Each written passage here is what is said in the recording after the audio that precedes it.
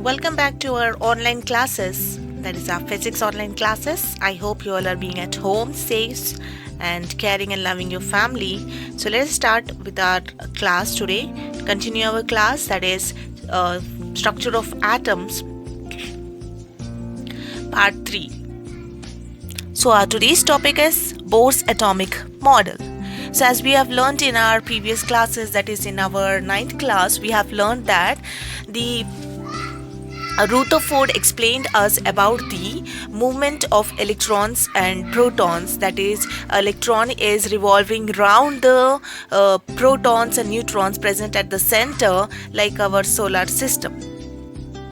Not exactly he explained they were like solar system, but he said that electrons are like positive electrons are present at the center, and the negative electrons will revolve around the neutrons present in the center. Okay, and they will move like this. This negative ion will start moving like this around the nucleus. Nucleus here is nothing but your neutron. This is having proton also, so positive charge there. So what he said, Ernest Rutherford said that the electrons revolve around the neutrons. The space empty is present in between this, where the positive charge is concentrated in the center of the atom and all the negative charges revolve around it. Right? So but this was proved later by Bohr's.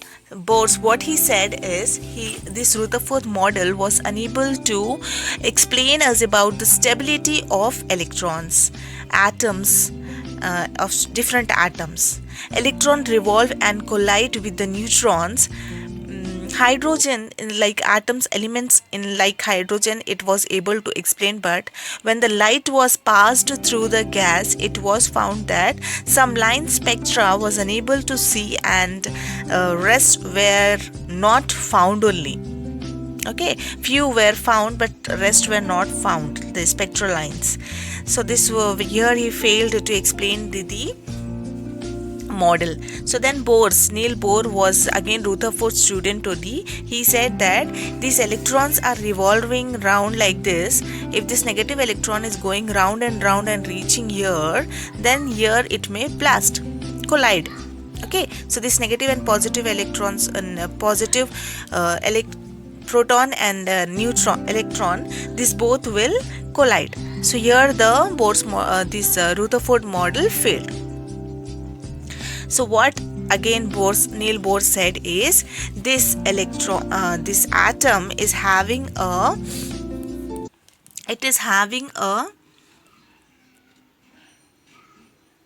center which is called as nucleus.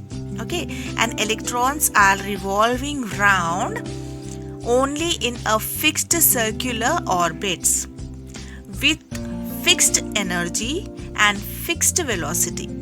Okay, so what he said is the electrons are revolving round the nucleus with fixed energy, velocity, and they are in a particular fixed circular orbits, like how our solar system is there.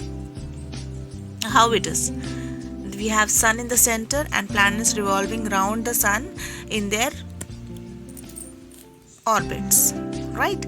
Similarly, he said the atoms are also arranged like this only. So yes, then what he said, they follow two rules. What is that? Quantization condition, that is electrons revolve only in circular orbits for which the angular momentum is integral multiple of L by 2 pi. Okay, so yeah. So as I said, the electrons are present in a particular orbit. Okay, so he gave it as K, L, M, N. You can say just 1, 2, 3, 4 and so on. Okay, and energy is absorbed or emitted when an electron moves from one orbit to another. So if this electron wanting to go to another orbit, then if it is moving from lower energy level to the higher energy level, then it is absorbing the energy. Well, if it is coming back, then it is emitting the energy. The orbit which is closer to the nucleus has the less energy. Okay. Then next we'll go with the, again this model was not perfect with the other atoms like other than hydrogen. So again there comes the Sommerfeld model of an atom. Sommerfeld named scientist, what he did is he again did two modifications. What he said, there are two types, principal quantum number and azimuthal quantum number. The velocity of an electron changes with different path of an electron moving an elliptical orbit. So when the orbitals are moving, when the electrons are moving with different path, what will happen? Their velocity changes.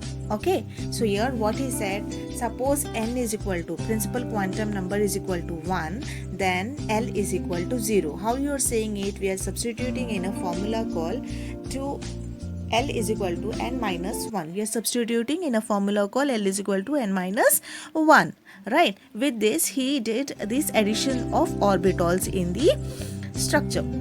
Okay, he just added the orbitals, nothing else he did, he just added the orbitals. What is, see, if L is equal to 0 and n is equal to 1, when substituting in n minus 1, what we will get?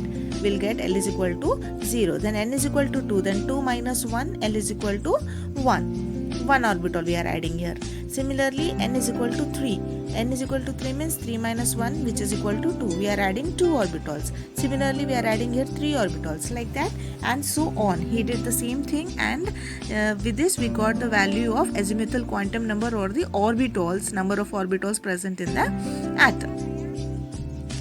So it is common practice to assign the letters to L value as below. So as like orbital number, we said L is equal to 0, 1, 2, 3, 4. So like that, for that we are going to give the electron state as S, P, D, F, G and so on. Hence the electrons in the L is equal to 1, 2, 3 and states are said to be SPDF orbitals. Next, coming to our magnetic quantum number, integral value, it is giving the integral values minus L to plus L. Whatever value it is coming, you are getting the, it is getting the integral values from minus L to plus L. It includes 0 also. And what you are doing with this magnetic quantum number means we are giving the orientation of the orbitals. 2L plus 1 is giving you the value of this ML. Okay, so then 2L plus 1, 2 into 0 plus 1 is 0 plus 1. That is, if L value is 0, then you are getting the value as this. If you are taking L is equal to 1, then you are getting 2L plus 1 is equal to 3.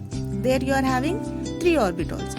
That is, you can write it as Px, Py, Pz. That is minus 1, 0 plus 1. Okay, these are the structures you need to practice. Spherical is S orbital, it is having only one orbital, that's why where L is equal to 0.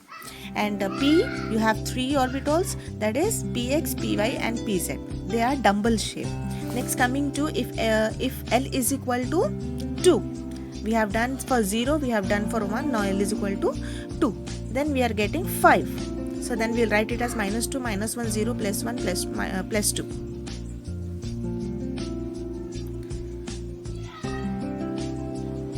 Okay, so then the 5 orbitals are not identical, so they are divided into again 2 types, T2G and EG. T2G means you have DXY, DXZ and ZY, and in EG you have DZ square and DX square minus Y square. This T2G are the identical shapes and this EG are not identical shapes, and they have different points along the axis.